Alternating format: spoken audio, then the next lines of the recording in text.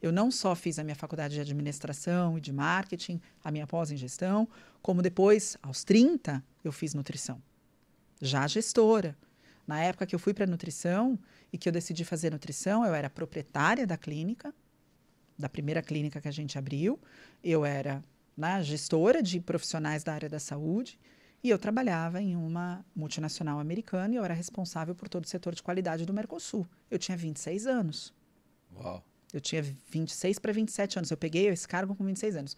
Eu tinha 26 para 27 anos. Se eu não acreditasse em mim, eu jamais concorreria para essa vaga, né? Sim. Eu jamais tentaria, eu jamais faria. Então, eu sempre tive, e é assim, obviamente, eu sempre acreditei, mas sempre fui uma pessoa que sempre fui, diferente do que as pessoas acham, com medo, tá? Tá, Eu não ia assim, tá, vai dar certo, é certeza absoluta. Eu falava, eu acredito que eu posso fazer, eu sei que eu vou encontrar muitas dificuldades, eu tô com medo, Mas apesar de... mas eu vou tentar olhar todos os riscos que eu posso correr, me precaver, né? Em conter esses riscos e eu vou seguir em frente. O máximo que pode acontecer é eu voltar para o lugar onde eu já tô. Uau. Tá. Então, era assim que eu agia. E quando a gente fala de ferramenta, da parte da pressão, a etapa da pressão, quando o ferreiro exerce muita força no metal, é onde a gente começa a ganhar o valor de mercado, porque a gente começa a tomar forma de ferramenta, né? Uhum. Então, geralmente, nos desafios que a gente passa pela vida, é os momentos mais desafiadores, mas é os momentos que nos dão o valor de mercado. Uhum. Quando você para pensar nisso, o que te vem na cabeça? Qual desafio que você passou, assim, assim, caraca, esse perrengue aqui que eu passei me tornou diferente, assim? Você sabe que quando eu tinha 23 anos, que foi quando eu concorri para a primeira vaga de gerência na empresa, eu entrei na FedEx no telemarketing. Uau. Da empresa, porque era a única porta de entrada dessa empresa. Então, eu saí da aviação porque eu tinha guardado dinheiro. Ali eu já tinha dinheiro para 2 anos de faculdade e dar entrada num apartamento. Então, você já era boa em gestão, eu já tinha então. calculado a financeira, eu era ótimo. Eu já tinha feito todo esse cálculo, eu sempre guardei dinheiro, e trabalhando desde os 14, eu sempre guardei, na verdade, né? E aí eu falei, bom, legal, agora não adianta eu ter o dinheiro e não ter o tempo, porque eu passava 6 dias dormindo em São Paulo e o restante do tempo dormindo fora, como comissária. Falei, eu preciso de um emprego que eu durma em casa, né? E que eu tenha a noite para estudar, porque senão não adianta eu ter o dinheiro e não ter o tempo. Só que o que eu percebi é que a aviação pagava muito bem para uma pessoa sem formação. Era raro outro emprego assim. Que outro emprego eu ia começar sem uma graduação, sem uma formação, ganhando o que eu ganhava na aviação há 23 anos atrás, viu, gente? Uau. Porque a gente está falando de 23 anos atrás. Né? Uma época em que a aviação pagava demais de bem. Então, eu tinha certeza que eu ia sair dessa profissão, né, e entrar num outro cargo em que meu salário ia reduzir drasticamente. Por isso que eu tinha que ter o dinheiro guardado. E por isso que também, dentre as opções das vagas que eu concorri, eu falei, bom, aqui eu vou começar no telemarketing, meu salário caiu, vai de 5 para 1, mas eu posso fazer hora extra. Eles pagam 150% a hora extra, então vai de 5 para 3. Já não é tão ruim assim. E, se eu apresentasse boas notas, eles arcavam com a faculdade, eles reembolsavam a faculdade. Eu falei, eu não vou pagar a faculdade, eu posso fazer quantas eu quiser. Então, eu saí de uma escassez para o vou tirar a barriga da miséria, porque eles pagam todas. Né? E aí eu fui fazendo, eu nunca mais parei de estudar. Eu fui fazendo não só a faculdade, como eu fiz línguas, eu fiz espanhol, eu nunca tinha estudado inglês. Eles pagavam tudo e aí só bastava as notas Bastava boas. eu apresentar, olha, passei, tá aqui, e eles te reembolsavam. Então, o que eu fiz? Eu paguei os 6 primeiros meses, terminei o semestre, falei, tá aqui, FedEx, ó, fui super bem. Eles me pagaram o semestre, eu quitei o próximo. Eu nunca mais paguei faculdade. Eu ia quitando, com o dinheiro de um, eu quitava o da frente. Tá aí, ó. Estratégias de uma boa gestora. E aí foi aí que eu fui fazendo. Então, minha primeira faculdade foi administração, porque embora eu quisesse fazer aquela faculdade de psicologia, quando eu tinha 16 anos, quando eu estava na FedEx, eu fui me apaixonando pelo ambiente empresarial e por tudo que eu podia fazer ali. Eles falaram, faça uma faculdade, mas faça uma faculdade que traga benefícios para esta empresa, que está investindo em você.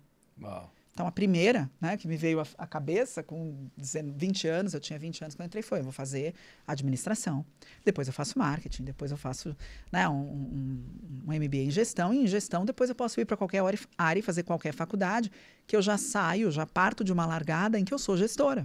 E eu vou poder gerir a próxima profissão. Nessa época, então, só para eu me encontrar, você não imaginava nutrição? Não era uma nutrição parte... foi uma escolha extremamente racional depois de uma etapa da minha vida. Não fazia parte. Não. Então, nesse momento você pensava o que da sua vida? Tipo assim, o que você gostaria de se tornar? Eu gostaria de me tornar uma excelente profissional e milionária. Eu gostaria de nunca mais precisar passar nenhum perrengue. Justo. Eu gostaria de escolher. Eu quero estudar, sei lá, consultoria de imagem e eu pagarei por isso. Né? Tá. Então eu gostaria de nunca mais passar sufoco. Uau. E saber que a minha família jamais passaria. Era isso que eu gostaria. Tá, e aí eu acho que tem uma coisa muito legal que é assim, ó. Quando a gente idealiza, eu perguntei isso muito pros atletas, porque é muito louco, né? O conquistar a primeira medalha é algo indescritível quando o atleta vem aqui. Por quê? Porque ele tem toda aquela força, aquele sonho de ganhar.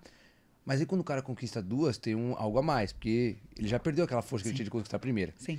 E aí eu sempre pergunto assim, tá, você tinha esse sonho e tal, gastou muita energia, demandou muita energia. Agora, que você alcança, qual que é esse outro lado da moeda? O que continua te motivando? Porque hoje, financeiramente, não é mais a sua necessidade. Ah, preciso fazer pela grana. O que continua te motivando? Então, hoje o que me motiva são os projetos. Hoje, na época, com 20 anos, o que me motivava era: estou pagando minhas necessidades, ninguém mais está passando fome, nem eu ainda estou estudando, que era tudo que eu queria. Né? E o que eu passei de perrengue nessa época, que você me perguntou, né? Eu vou para essa outra questão que você me trouxe, mas você me perguntou qual foi a maior dificuldade que você passou, né? O que você lembra dessa época de dificuldade que te lapidou? Eu lembro que eu fui, a partir do telemarketing, toda vaga que abria, que eu via os minimum requirements lá, que eu podia me aplicar, né? Os requisitos mínimos, eu falava, eu vou tentar. Não, eu já tenho, eu vou tentar. E eu fui tentando. E nessa brincadeira, em 10 anos, eu peguei 7 vagas nessa empresa. Eu fui promovida 7 vezes, porque você podia concorrer com todo mundo. Eu podia concorrer com gente que estava lá há 10 anos. Falei, eu não vou perder essa chance. No mínimo, eu vou ficar craque em prestar, né? em me aplicar em entrevista. E aí, nessa brincadeira, aos 23 anos, claro, eu fiz de uma forma direcionada, né? Eu brinco, mas eu fiz de uma forma direcionada. Com 23 anos, eu peguei a gerência de operações de Campinas, né? Do aeroporto de Viracopos ali, de 24 cidades ao redor, que era... a FedEx é uma empresa de logística, de transporte, o aeroporto de carga é Viracopos, então eu fazia bate e volta para Campinas todo dia, São Paulo, Campinas, São Paulo, Campinas. Uau. E aí, depois, o próximo passo era ir para o Mercosul. Eu queria uma vaga maior, eu queria, né, gerenciar processos maiores, e aos 26 anos, eu do alto da minha topetice, fui lá e concorri para a vaga. Só que dessa vez, eu sempre acreditei em mim, mas quando a gente fala sempre, gente, a gente não está falando todos os dias, acordo falando, essa foi, será assim também. Essa vaga era uma vaga muito grande. E era uma vaga que eu estava concorrendo com a pessoa que tinha me contratado na empresa, dentre outras pessoas. E eu só tinha 26 anos. Então, eu falei, eu preciso descobrir como é esse processo seletivo, porque é a vaga dos meus sonhos dentro da empresa.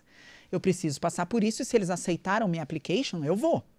Mas, eu estava assim, claro que eu não vou ganhar essa vaga, né? Mas eu vou fazer como se eu fosse ganhar. Eu vou treinar a ganhar. Eu vou treinar a ganhar. Eu fui treinar a ganhar a vaga. E dei tudo de mim, obviamente. E 2 dias depois, veio a notícia de que a vaga era minha. Aos 26 anos. Eu comemorei loucamente como uma pessoa sem juízo de 26 anos. Consultoria de imagem está chegando. Não, eu falei, cara, eu vou fazer tudo. Agora eu vou ter minha empresa com esse dinheiro, eu vou ganhar minha empresa, eu vou mudar a vida das minhas filhas, porque daí eu já era mãe, né? Das duas. O Paulo era residente de medicina nessa época, ele estava no começo da residência dele. Então, assim, a comemoração era sem limites. Agora a nossa vida tá ganha, o mundo é nosso. Vamos viajar. E essa, né, iludidíssima, chego no dia para receber minha carta, né, de welcome, minha carta de boas-vindas para essa vaga. E eu falo desses nomes, não, né, porque era uma empresa americana, então era tudo comemorado assim, né? Você tinha uma carta de welcome, eu achava chiquérrimo. Para mim, que nunca tinha estudado inglês na infância, eu tinha uma carta de welcome, uma carta de um application que eu ganhei. Então, essa coisa de gente, né, que tipo, tenta se mostrar falando português com inglês junto, que é breguíssima, viu, gente? Não façam. Mas é porque era assim o nome mesmo, né, do processo que... E aí, beleza. Eu chego lá, tá o vice-presidente da empresa, que veio de Memphis, e o presidente da empresa e o diretor para me entregar essa carta, porque era uma vaga de diretoria, né? Eu era responsável pela gestão de qualidade do Mercosul. Cheguei feliz, maquiadíssima, no meu melhor terninho. O vice-presidente da empresa olhou para mim, achando que isso era empoderamento. O vice-presidente da empresa olhou para mim e falou assim, muito bem, Roberta, parabéns. E eu queria saber de você como você se sente estando muito mais próxima da sua demissão. Falei, como? Falei, acho que eu não estou entendendo inglês. Estou muito emocionado. Né? Comemorei muito ontem, dormi pouco. E eu deixei de entender inglês. Ele falou, pois é, eu gostaria de saber como você se sente hoje que você está muito mais próxima da porta da rua.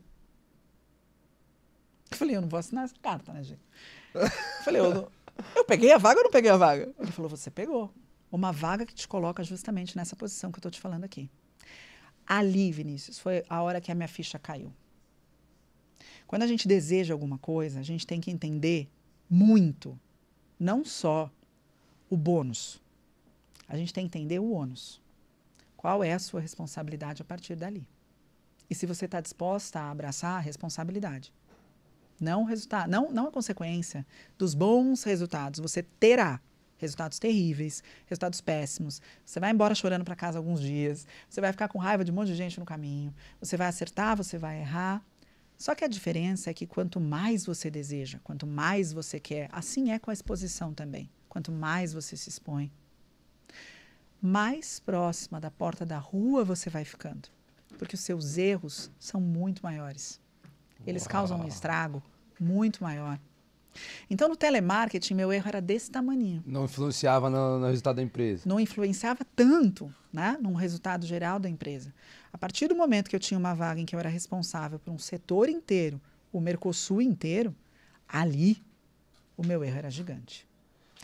E mais do que isso, eu era responsável por uma série de funcionários. E eu era responsável por todos os erros de todos eles. Eu nunca mais ia poder me justificar de uma outra forma, senão o erro foi meu. Porque o erro do meu funcionário é um erro meu. Ou eu não vi, ou eu não treinei, ou eu não preparei, ou eu não dei ferramenta suficiente para ele, ou eu fui uma péssima líder, ou eu contratei errado. O erro é meu. O acerto é dele. Porque quem faz e executa é o meu funcionário. Isso, de certa forma, você enxerga como ser injusto? Não. Isso é certíssimo. Isso é certíssimo. Você, quando eu entrei aqui, estava me falando que se faltar um martelo para uma obra que tem diversas ferramentas, a ferramenta não termina. Porque o martelo sozinho não faz o prédio. Eu não sei o nome dos instrumentos para fazer um prédio, mas os Shambles não faz o prédio sozinho. Né? O X, o Y, o Z não farão um prédio sozinho. Sim. Você precisa de outras pessoas. Então, seria muita soberba também minha dizer que eu cheguei onde eu cheguei, eu conquistei onde eu conquistei, sozinha. Não foi. Eu tive excelentes professores no meu caminho. Eu tive excelentes aprendizados. Eu tive pessoas que me transformaram na gestora que eu me tornei, na líder que eu me tornei, na profissional que eu me tornei, na nutricionista que eu me tornei. Tá? Então, eu tive muitas pessoas e boas pessoas. Então, o grande aprendizado que eu tive é, quando você deseja cada vez mais alto, saiba. Pode falar porrada? Pode. A porrada é cada vez maior. Tá, mas o martelo vem que vem, ele te joga para longe. Né? Ele não te coloca de castigo no cantinho da sala. Ele te tira dali, ele te expulsa daquele sistema. Tá? Então, isso é um ponto que eu aprendi. E o outro ponto que eu aprendi foi: tenha boas pessoas com você. Olhe para o lado e veja quem está com você. Porque o seu resultado vai depender de todo mundo que está do seu lado também, não é só seu. Se você tiver boas pessoas, se você contar com excelentes pessoas ao seu lado, com um grupo fiel, sabe? Essa galera que vai com você quando você está errada também, é incrível. Tem um trecho de um livro que conta a história de Napoleão Bonaparte, em que ele falou: eu não quero que as pessoas concordem comigo. Eu não quero que as pessoas acreditem que eu estou certa sempre. Eu quero pessoas que, quando descobrirem que eu errei, permaneçam do meu lado para receber as flechas. Uau!